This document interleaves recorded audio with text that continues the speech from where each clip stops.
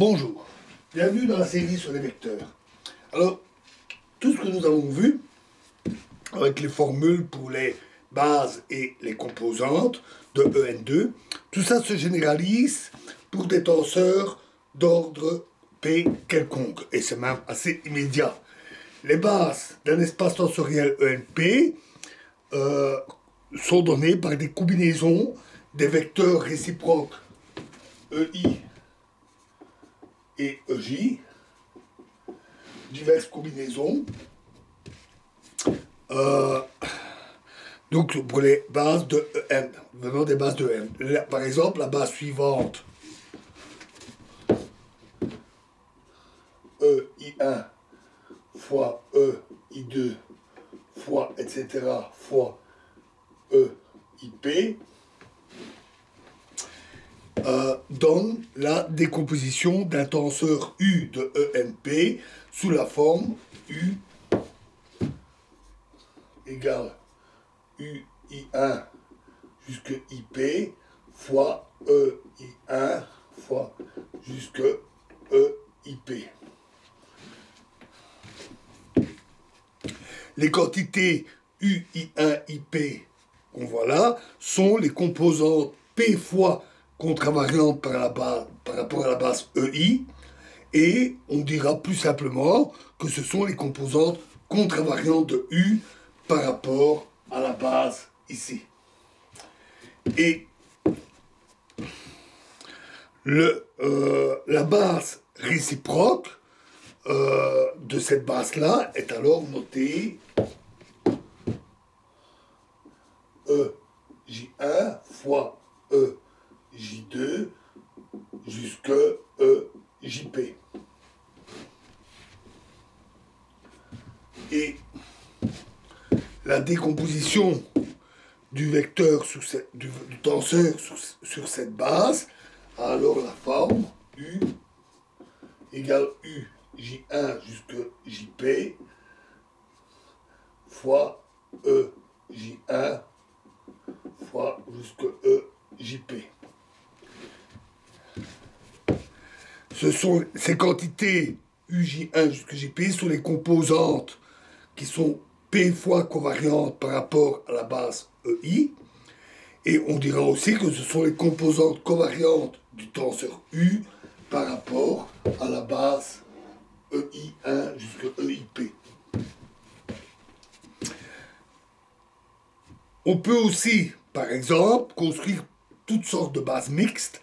Par exemple, la base mixte EI1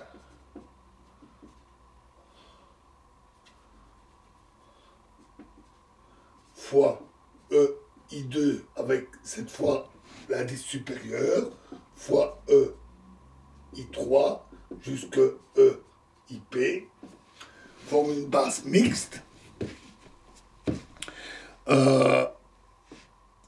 Et cela donne la décomposition d'un tenseur U sous la forme U égale U I1 I2 I3 jusque IP fois EI1 fois EI2 fois EI3 jusque EIP. Et ces quantités sont les composantes mixtes du tenseur U.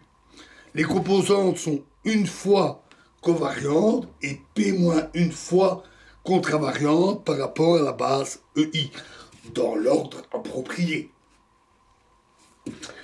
Les diverses relations entre les composantes de types différents se généralisent aussi, et on a par exemple pour les composantes covariantes en fonction des composantes contravariantes, UI1 jusque IP est égal à GI1K1 fois GI2K2 jusque GIPKP fois UK1 jusque KP.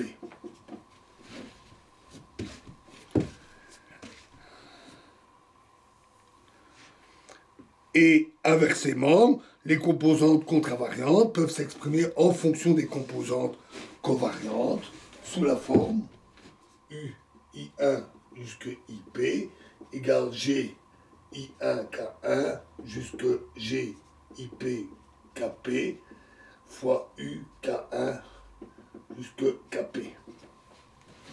Simplement un changement de position des indices.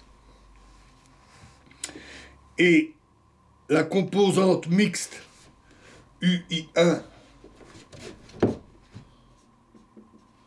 I2 jusque IP, qui est une fois covariante et P moins une fois contravariante, s'obtient à partir des composantes contravariantes, par exemple, comme G I1 K1 fois U K1 I2 jusque IP.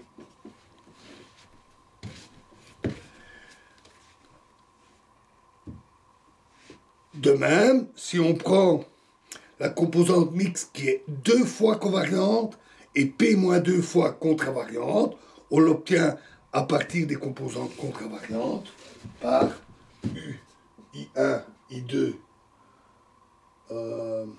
I3 jusque IP égale G, I1, K1 fois G, I2, K2 fois U, K1, K2, I3 jusque IP.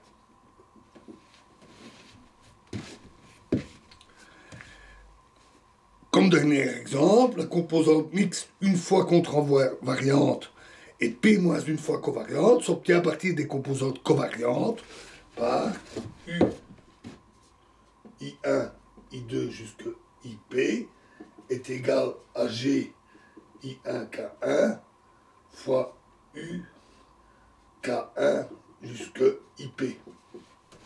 I2 jusque IP. On voit que, comme je l'avais signalé, par multiplication par une quantité GIJ ou GIJ, on peut, pour chaque indice d'un tenseur, changer sa position d'un côté à l'autre, soit en supérieur contravariant ou en inférieur covariant. Et voilà pour la généralisation, et c'est tout. Et dans la prochaine vidéo, nous parlerons des changements de base. Je vous remercie.